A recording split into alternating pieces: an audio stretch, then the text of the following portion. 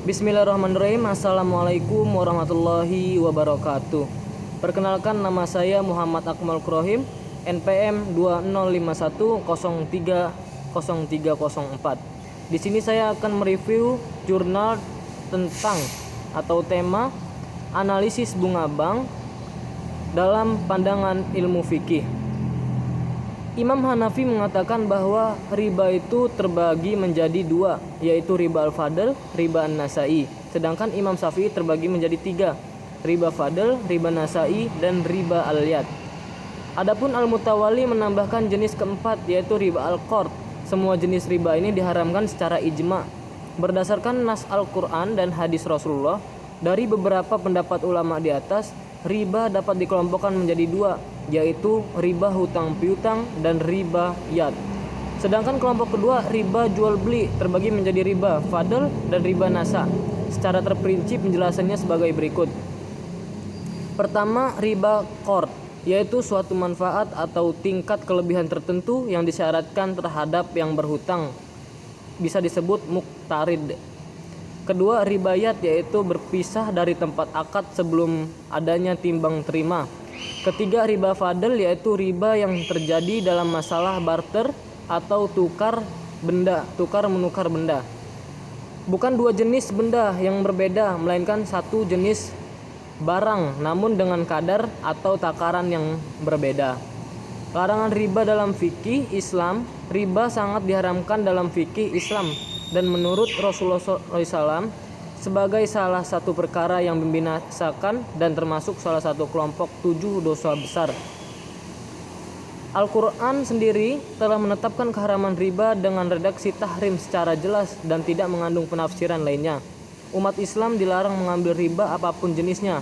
Larangan supaya umat Islam tidak melibatkan diri dengan riba bersumber dari berbagai surat dalam Al-Quran dan As-Sunnah Rasulullah. Larangan riba yang terdapat dalam Al-Quran tidak diturunkan sekaligus, melainkan diturunkan dalam 4 tahap. Pertama, menolak anggapan bahwa pinjaman riba yang pada zahirnya seolah-olah menolong mereka yang memerlukan sebagai sesuatu perbuatan mendekati atau taqarrub kepada Allah, sebagaimana firman-Nya, dan sesuatu riba tambahan yang kamu berikan agar dia bertambah pada harta manusia, maka riba itu tidak menambah pada sisi Allah. Dan apa yang kamu berikan berupa zakat yang kamu maksudkan untuk mencapai keridhaan Allah, maka yang berbuat demikian itulah orang-orang yang melipat gandakan pahalanya. Quran Surat Ar-Rum ayat 39. Kedua, riba digambarkan sebagai suatu yang buruk. Allah mengancam memberi alasan yang keras kepada orang Yahudi yang memakan riba, sebagaimana firman-Nya, maka disebabkan kezaliman orang-orang Yahudi, kami haramkan atas mereka yang memakan makanan yang baik-baik yang dahulunya dihalalkan bagi mereka, dan karena mereka banyak menghalangi manusia dari jalan Allah, dan disebabkan mereka memakan riba padahal sungguhnya mereka telah dilarang daripadanya, dan karena mereka memakan harta orang dengan jalan yang batil. Kami telah menyediakan untuk orang-orang yang kafir di antara mereka itu siksa yang pedih. Quran Surat An-Nisa ayat 160 sampai 161. Sedangkan pendapat ulama mengenai hal ini dapat dijabarkan. Di antaranya cuplikan dari keputusan-keputusan penting lembaga ijtihad yang berkaitan dengan riba dan pembungaan uang. Yang pertama yaitu Lajnah Bahsul Masail Nahdiyatul Ulama. Yang kedua, Konsul Kajian Islam Dunia. Yang ketiga, Sidang Organisasi Konferensi Islam atau bisa disebut dengan OKI. 4. Mufti Negara Mesir. D. Perbedaan bunga dan bagi hasil. Islam mendorong praktik bagi hasil serta mengharamkan riba. Keduanya sama-sama memberi keuntungan bagi pemilik dana. Namun keduanya mempunyai perbedaan yang sangat nyata. Perbedaan itu dapat dijelaskan dalam tabel berikut. Perbedaan bunga dan bagi hasil. Bunga, penentuan bunga dibuat pada waktu akad dengan asumsi harus selalu untung. Sedangkan bagi hasil Penentuan besarnya rasio atau nisbah bagi hasil dibuat pada waktu akad dengan berpedoman pada kemungkinan untung rugi.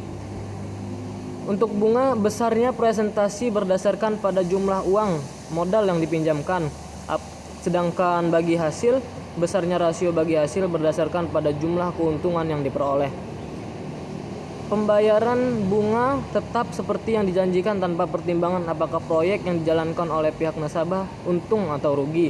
Sedangkan bagi hasil tergantung pada keuntungan proyek yang dijalankan. Bila usahanya merugi atau bangkrut, kerugian akan ditanggung bersama oleh kedua belah pihak.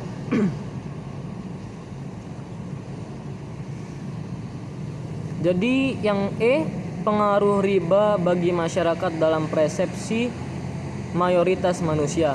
Pinjaman dengan sistem bunga akan dapat membantu pada gilirannya akan meningkatkan pertumbuhan ekonomi rakyat. Anggapan tersebut telah menjadi keyakinan kuat hampir setiap orang, baik dalam ekonomi, pemerintah maupun praktisi. Keyakinan kuat itu juga terdapat pada intelektual muslim terdidik yang tidak berlatar belakang pendidikan ekonomi. Karena itu tidak aneh jika para pejabat negara dan direktur perbankan seringkali bangga melaporkan jumlah kredit yang dikucurkan untuk pengusaha kecil atau bisa disebut dengan UMKM sekian puluh triliun rupiah. Begitu pula pandangan dan keyakinan hampir semua manusia saat ini dalam memandang sistem kredit dengan instrumen bunga. Itulah pandangan material yang nampak atau bisa disebut dengan zahir. Manusia yang seringkali terbatas pandangan umum di atas dibantah oleh Allah dalam Al-Quran surat Ar-Rum ayat 39 yang bunyinya, dan sesuatu riba yang kamu berikan agar dia bertambah pada harta manusia, maka riba itu tidak menambah pada sisi Allah. Dan apa yang kamu berikan berupa zakat yang kamu maksudkan untuk mencapai keridhaan Allah, maka yang berbuat demikian itulah orang-orang yang melipat gandakan pahalanya. Sekian dari kami. Apabila ada salahnya, wabillahi taufik wal hidayah. Wassalamualaikum warahmatullahi wabarakatuh.